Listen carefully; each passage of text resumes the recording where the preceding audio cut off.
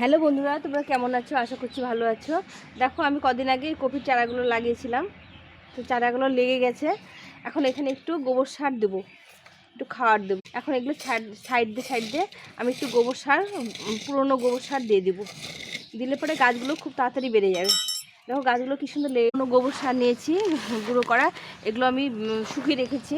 এগুলো আমি গাছে গোড়া দিয়ে দেবো। বসানোর সময় খুব মাটি করা ছিল, সেই মাটিতে বসিয়েছিলাম। এখন এটা গোবর সারটা দিলে খুব তাড়াতাড়ি গাছগুলো বেড়ে যাবে। দিয়ে একটু ঝান দিতে জল দিয়ে দেবো